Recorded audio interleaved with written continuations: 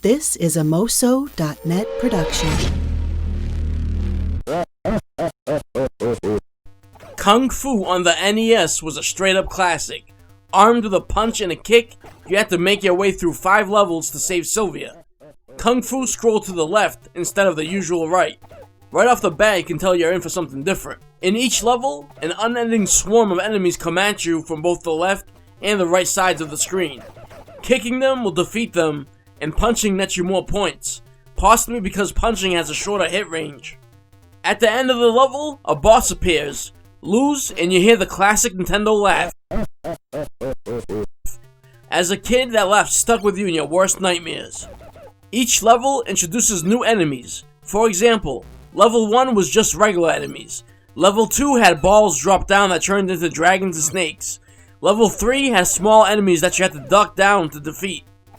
Add all these elements together, and it's a surefire recipe for a hit. Off the top of my head, the Karate Kid and Flying Warriors played somewhat like Kung Fu.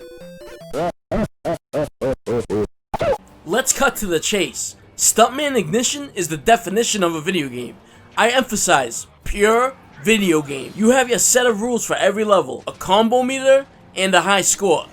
There are 5 movies in StuntMan, and each movie has 6 levels. Each level has you drifting, passing close to cars, making jumps, or crushing objects. It is pure mayhem throughout.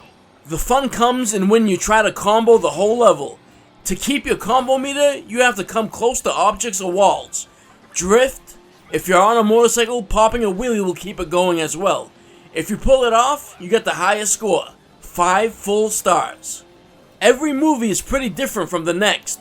Movie themes range from a Dukes of Hazzard type to James Bond, and finally, a superhero type. You will be playing the role of a hero, villain, or whatever the level calls for. Let me reiterate, this game is pure fun. It isn't about saving the world or some kind of deep message. It's just you, different cars, and getting the high score. Beat all 6 levels and you get a trailer including the stunts you performed for that specific movie. Want fun? You can do no wrong than playing StuntMan. You can thank me later. Hello and welcome to the Atlantic Mitsu rack setup video. It comes with instructions and it's pretty easy to make. I hope this video can help you set it up. At first, I set it up wrong. You are supposed to put the crosses on each end and 1 small bar and a plastic piece to hold the games from falling. Thankfully, I looked at the instructions and saw how to do it. I'm usually not good at setting things like this up, but this time it was easy enough to do. If I can do it, I am sure even the worst builder will have luck with it. Once you set up the first 2 stories, the rest are second nature. You can even buy a 2-level extender to put on top, making it a 7-story rack.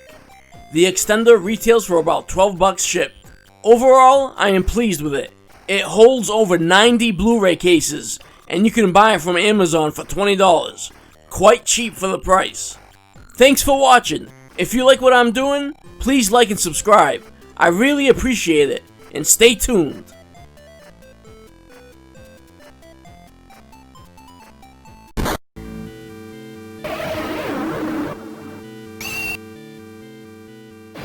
Ninja Combat! Ninja Combat is a beat-em-up for the Neo Geo. It was released in 1990. Ninja Combat's levels are a little short, teetering on medium length. The levels are very pixel art rich as well. With every clear of the first several levels, you gain an extra playable character. You can then choose which character to play as for the next level. Every character plays differently. For example, only the character you start the game with can pick up weapons that enemies drop, or that come from destructible barrels that are littered throughout the stage. Any other character can't do that. The story is told in an anime style at the end of every level. It's mostly just filler nonsense text, but at least it has one, and at least it's voiced to boot. The controls, while could be tighter, they do play well and react nicely to your movements. You can hit, jump, and do a character-specific move. For example, one character does a cartwheel and another charges at his foes. As for special moves, if you hold in the punch button, a meter charges. Let go of the button and a screen filling special move is triggered. The strategy comes with when you want to use it, as your health bar depletes after every successful trigger. This game is definitely a quarter muncher. By the end, you will be putting it in quarter by quarter. I think they could have went a little easier, but the player just has to manage the specials, and be careful. Ninja Combat has 6 levels, with some levels having unique animations that seg into the next. I love it when a game uses in-game graphics to tell the story. That gives it extra points. It even has a classic level that takes place on a train. Fantastic. If you like what we do, please like and subscribe. We are always listening to our audience. Have any suggestions? Please comment them. Thank you so much for watching. Stay tuned. This has been a voiceover by Sarah Martinez of Eloquent Ambience Productions. Visit our website at www.eloquentambience.com.